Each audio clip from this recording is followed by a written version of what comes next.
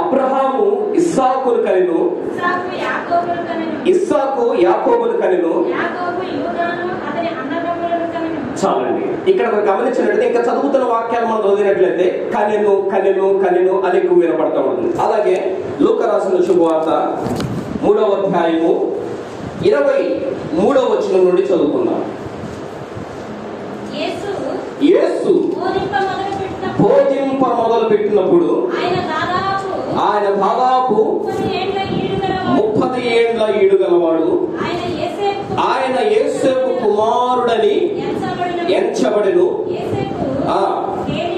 హేలికి, హేలి మత్తతుకు, Matthat లేవికి, ఇలా చదువుకుంటూ వస్తే 8వ వచనం.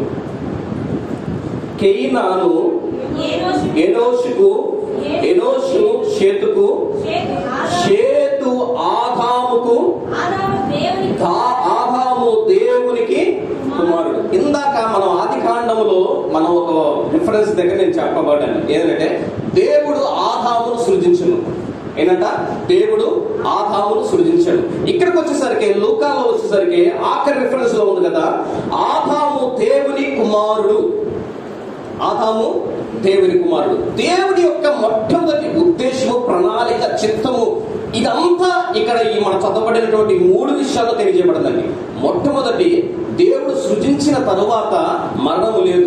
ఆ తరువాత మనుషుడు మరణాన్ని కొని తెచ్చుకున్నాడు, మరణింపబడ్డాడు. మరణము గురించి పాత నిబంధన గ్రంథములు అనేక సార్లు రాయబడింది. కొత్త నిబంధన గ్రంథములకు వచ్చేసరికి మత్తయి రాసిన ఆ ప్రారంభంలోనే రాయబడింది కదా, కనటం కనటం కనటం అంటే ఈ వ్యక్తిని కన్నాడు, ఈ వ్యక్తిని కన్నాడు అని కనటం గురించి రాయబడింది. లూకాలోకి వచ్చేసరికి కుమారుడు అనగా కుమార్తె ఎలా మార్చబడ్డాను రాయబడింది.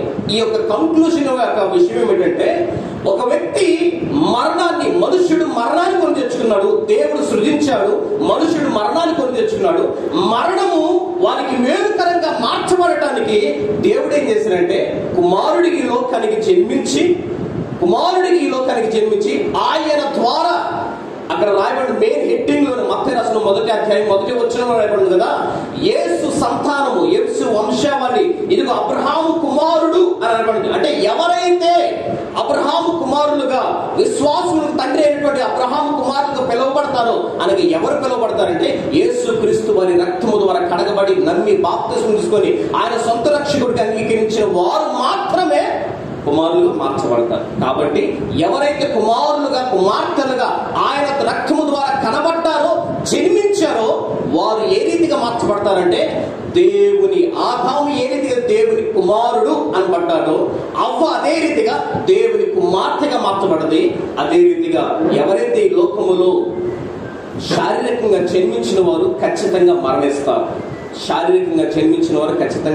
మరణిస్తారు.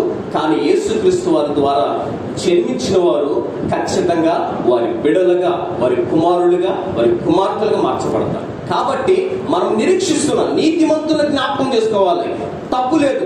కానీ ఇక్కడ ఇది కూడా జ్ఞాపకం చేసుకోవాలి. ఏమిటంటే క్రైస్తవులకు యేసుక్రీస్తు వారిని నమ్మి వెంబడిస్తున్నటువంటి మనకి అతి శ్రేష్టమైనది ఏమిటంటే ఒక నిరీక్షణ. ఈ లోక యాత్రను ముగించిన తర్వాత మనకు ఖచ్చితంగా పరలోక రాజ్యం ఉంటుంది. ఎప్పుడు, ఎవరికి అని అంటే ఆయన కుమారులుగా మార్చబడిన వారికి. ఎవరు ఆయన కుమారులుగా మార్చబడతారు అంటే ఆయన ద్వారా జన్మించిన వారికి. అర్థమైందిగా?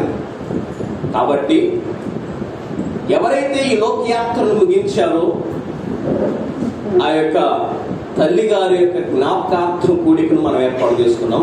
వారి కుటుంబానికి దేవుడు ఇస్తున్నటువంటి ఆ నిరీక్షణ ఏమిటంటే తల్లి గారు ప్రభువులో జన్మించారు.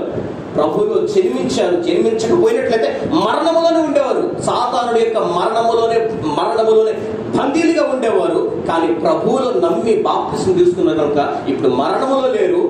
ఏ రీతిగా యేసుక్రీస్తు వారి రక్తము ద్వారా కన్నటువంటి ఆ బిడ్డ ఏం చేయబడిందంటే దేవుని కుమార్తెగా మార్చబడింది.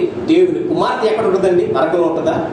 మన కుమార్తె, మన బిడ్డలు ఎక్కడ ఉంటారు? మన ఇంటిలో ఉంటారు. ఎక్కడ ఉన్నప్పుడే కూడా చివరికి మన ఇంటిలో ఉంటారు. అదే రీతిగా ఈ లోకయాత్రను ముగించి వేసి ఎక్కడికి వెళ్ళింది? ఆయన ఆయన స్థలములోనికి పరదేశంలోనికి వెళ్ళింది. కాబట్టి ఇక్కడ ఉన్నటువంటి ఇంకను రక్షించబడక ఇంకను లోక సంబంధంగా జీవిస్తున్నటువంటి మీ జీవితాలను ఇంతటితో ముగించి వేసి ప్రభువులో జన్మించండి, ప్రభు కుమారులుగా మార్చబడండి. ఆయన ఇచ్చు పరలోక రాజ్యంలో మీరు కూడా చేరాలని ఆమె యొక్క జ్ఞాపకార్థ విషయమై ఈ కూడిక ద్వారా తెలియజేయబడుతున్నారు కనుక మనం కూడా రీతిగా మార్చబడుతుందిగాక. ఆమేన్. థాంక్యూ.